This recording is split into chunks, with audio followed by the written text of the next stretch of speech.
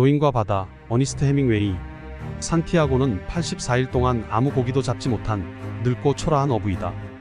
하지만 그는 하루도 빠짐없이 혼자서 거친 바다로 나간다. 마을 사람들은 그를 운이 다한 늙은이라고 비웃지만 산티아고에게 고기 잡는 법을 배운 소년만큼은 노인을 따른다. 그러나 허탕을 치는 날이 한 달 이상 지속되자 부모는 아이를 데려가 버린다. 노인은 양키스 팀의 야구 스타인 젊고 힘센 디마지오를 숭배하며 언제나 꿈속에서 아프리카 해안에 나타나는 사자를 만난다. 어느 날 노인은 홀로 배를 타고 망망대해로 나간다. 해가 기울 무렵 거대한 물고기가 그의 낚싯바늘을 물었음을 느낀다. 낚싯줄을 잡아당겨 물고기를 끌어올리려 하지만 너무 크고 힘이 센 물고기를 이길 수 없다. 오랫동안 노인과 물고기의 실랑이가 이어지고 해가 지고 밤이 찾아온다. 그 물고기는 노인의 조각배를 끌고 계속해서 바다로 나가고 노인은 한시도 쉬지 않고 물고기와의 사투를 계속한다. 노인은 소년이 그리웠지만 옆에 있을 리 없었다.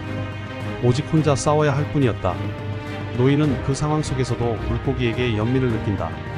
저 녀석의 도박은 저 어두운 바다 밑에서 견디는 일이야. 그런데 나의 도박은 사람들로부터 멀리 떨어져서 그 바다 밑까지 놈을 쫓아가는 일이야. 우리는 지금 이렇게 같이 있어. 피차 외톨이야. 아무도 도와줄 사람이 없어. 사흘째가 되자 드디어 물고기가 수면으로 떠오른다. 물고기가 그가 있는 곳으로 유연히 헤엄쳐 왔을 때 노인은 물고기 등에 작살을 내리꽂는다. 사흘간의 기나긴 투쟁 끝에 작살에 맞은 거대한 청새치가 힘이 빠져 죽었을 때 바다는 물고기의 심장에서 나온 피로 붉게 물든다. 거대한 물고기를 배에 묶으며 노인은 생각한다. 물고기가 나를 데리고 가는 것일까? 아니면 내가 물고기를 데리고 가는 것일까? 물고기는 보기에도 1500파운드를 넘을 것 같았다. 워낙 커서 배에 묶으니 훨씬 더 큰 배를 옆에 하나 붙여놓은 것 같은 모양새가 되었다. 그는 돛대를 세우고 남서쪽으로 향한다. 노인은 전리품인 대여를 끌고 가는 동안 피냄새를 맡고 달려든 무서운 상어의 습격을 받는다. 처음 달려든 것은 주둥이가 크고 뾰족한 마코상어였다. 그는 상어가 다가오는 것을 지켜보며 작살에 밧줄을 묶는다. 상어의 이빨이 꼬리 바로 위의 살을 물어뜯는 것을 보며 그는 상어를 향해 힘껏 작살을 내리찌른다. 상어에 의해 물고기가 물어뜯길 때 그는 마치 자기 살이 뜯기는 것 같은 느낌을 받는다. 상어가 물고기의 살과 함께 작살과 밧줄까지 모두 가져가 버리지만 노인은 포기하지 않는다. 인간은 패배하기 위해 태어나지 않았어. 인간은 파괴되어 죽을지언정 패배할 수는 없어. 그는 남아있는 칼을 노의 손잡이에 묶어놓는다. 다시 두 마리의 상어가 물고기에 달려든다. 그 상어들 역시 사투 끝에 해치운다. 상어들이 물고기를 얼마나 많이 베어갔는지 배는 조금 가벼워진다. 다음에 온 상어는 외톨이 사코, 그 다음에는 갈라노 상어 2마리였다. 이제 칼도 없고 남은 것은 갈고리와 노 2개, 그리고 키와 짧은 몽둥이 하나뿐이었다. 그 상어들까지 목숨을 걸고 물리쳤지만 이제 물고기는 절반도 남아있지 않았다.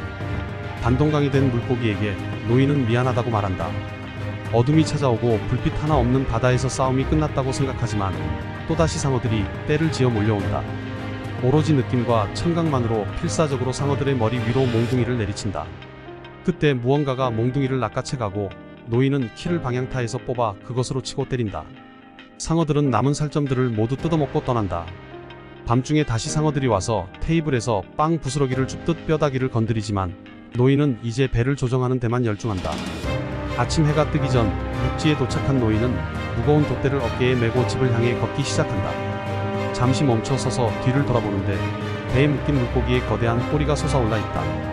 그리고 노인은 오두막집에 도착해 엎드려 잠이 든다. 다음날 아침 소년이 오두막으로 와서 노인의 다친 손을 보고 울기 시작한다.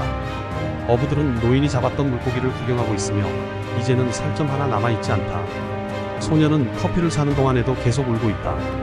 관광객들은 머리와 꼬리만 남은 거대한 물고기를 구경하고 노인은 또다시 아프리카의 사자 꿈을 꾼다.